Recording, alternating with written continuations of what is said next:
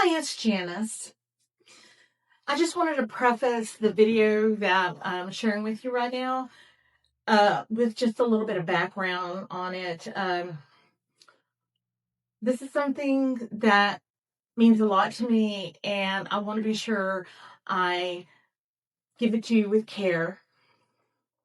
For many people, this is something that they experience every day, and it's something that is they are truly in danger for their lives. And for those people, I would ask them tell them that this is not for them. This does not interfere what they're experiencing is. You need to contact a hotline, any type of thing. You can look them up on your phone, some sort of hotline for what you're going through, whether it's domestic abuse, stalking, anything of that nature. And I want you to know I'm behind you 100%. I've been there. And it's a hard thing to go through. But I wanted you to know and understand that for those of you that are going through this type of thing, that is important that you get help immediately. If you have to call the police, you have to call them, right? You do what you can to take care of yourself, and we'll be here for you. Thank you. I'd like to share my journey with fear with you. My journey, especially in the beginning of my spiritual awakening. I was scared. I was scared of a lot of things. I was scared of what would happen if I was honest with myself. I experienced discomfort all the time, and I tried different ways to deal with it. Push it down, push it down, push it down. But it wasn't beneficial to me, and it caused me a lot of pain, a lot of mental health issues. And I know that's what it was. I know that I have a tendency to have the mental health problems. Not everybody experiences that. But for me, it was almost panic. That's basically the reason I pushed it down. I didn't think I could deal with it. I didn't think I was strong enough. But I was wrong. I was wrong.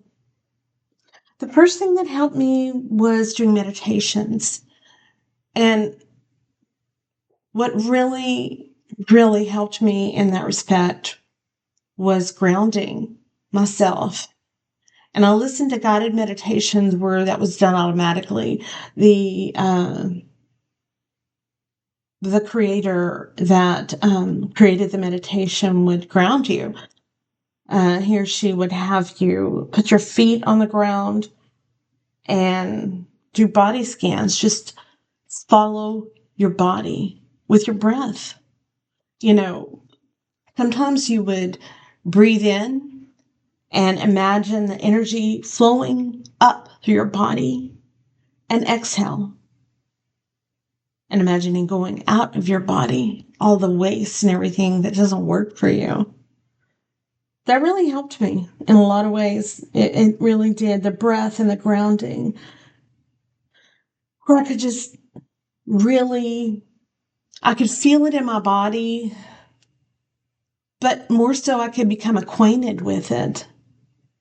And that was important for me, becoming acquainted with the fear.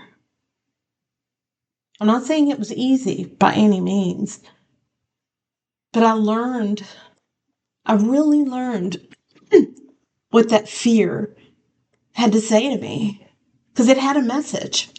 I believe fear absolutely has a message. Now, genuine fear, for example, if your life is in danger in any way, shape, or form, this is not time for inner work. And if you are in danger in that way, it's important that you get help immediately. There are different ways you can do that. There's hotlines you can call. There's the police if you're feeling like you're threatened in that way, as far as like other people. There's so many things you can do to help yourself in that respect. But what I'm talking about is the inner fear. The fear that that says there's something wrong. And sometimes there is. Sometimes you got to get acquainted with it and discover what it's telling you. Perhaps it's telling you that you're not strong enough. And then you got to decide, what does that mean? You're not strong enough. For what? You got to really get into the nitty gritty.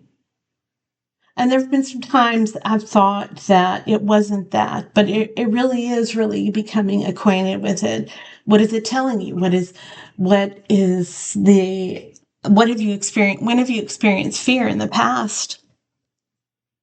And it might be something that threatened your life in the past, but doesn't threaten you anymore.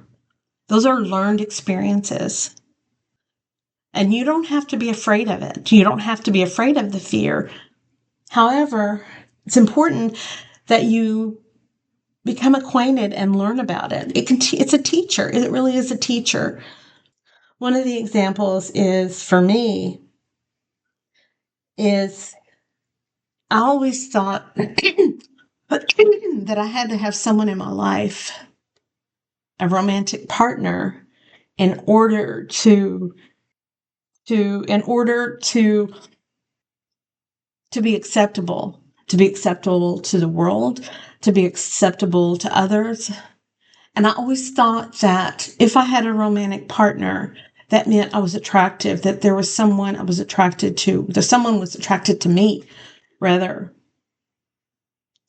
But once I really got clear with that, once I really discovered that wasn't true, that was something that I had learned along the way, and that wasn't true at all. As it so happened, my husband and I separated, and it was a rough time. I'm not going to lie. But it taught me, yes, I can survive on myself. No, just because someone is interested in me, it doesn't mean I'm not attractive. It doesn't mean I'm not good enough. Now, there's a lot of issues in that, for sure, but I handled them one by one. But that was the beginning of it, right? The knowledge that others' opinions I don't have control over, but I have control over how I feel about myself. And that's by far the best and most important thing, right? And it's important that you reframe fear and notice where you feel it in your body. For me, I always felt it in my stomach. And it was something that I thought I wasn't going to be okay. And I did a lot of overeating with that, trying to stuff the fear and not feel it. And I know it's uncomfortable. It was for me. I still have fear. I'm not saying that's cured by any way. And it's not a cure. It's like a human condition. But I think becoming aware of it and becoming conscious of it is really important. Fear is protecting you. You have to learn. You need to learn what it's protecting you from. And for me, it was also how to take action, even while I'm experiencing fear. Confidence is not a prerequisite to this. Not at all. If you feel fear in different things, for example, if you feel fear you feel alone, you want to have more people in your life, sometimes that's stepping out, even when you're fearful. Do one thing. tiny, brave actions. And if you get overwhelmed with the fear, you can excuse yourself. Go to the restroom, step outside, close your eyes, and breathe. Ground yourself briefly. You can do it within 10 or 30 seconds to take that breath and focus on that breath. You can do it with your eyes open. And it's important for you to distinguish discernment versus avoidance. Ask yourself, does my body feel tension? Does my body bracing? If you do feel that tension, pause. Listen to it. Listen to your body. If you feel clear, proceed. Now, fear versus overthinking was a really big part of my life, overthinking. I would get in these mental loops that were never ending, especially when I went to sleep, when I was trying to sleep. It's good if you name the pattern. Just name it. It's a loop. You can also, there's different things, types of overthinking. Ask yourself the question, what if? Not what if, not how to fix, but what does my body need now? It may be a glass of water. It may be, maybe you're hungry. Maybe you're really hungry. Maybe just to rest, to sleep, or to take a break. Trust doesn't mean your body betrayed you. It's good to feel fear and stay present. Trust does not mean you're abandoning yourself. You're abandoning the pain. Pain can be real, such as feeling the pain in your stomach. I speak of stomach, of course, because I was saying that's where I feel it. That's where I feel it. Some people may feel it in their chest, and it's a heavy feeling. It's definitely a heavy feeling. It's not so much as a, like for me, I feel like a rock is in my belly. It just feels very, very much of like a rock sinking to the river, right? And when I got that way, now granted, I have some mental challenges, mental health issues, but when I felt that way, I would close in on myself. I would actually just close in, and I wanted to cover myself and put myself in a little ball to resemble that stone. But when I breathed, experienced my body, and opened up to what was actually happening, what my fear was explaining to me, why it felt the threat when there was no threat. I was able to look at it with a mindset of a student. Like I said, what was it teaching me? What was it looking? What did it feel like? What was there that was not in line with taking care of me? And that was an important thing for me. Do I do that all the time?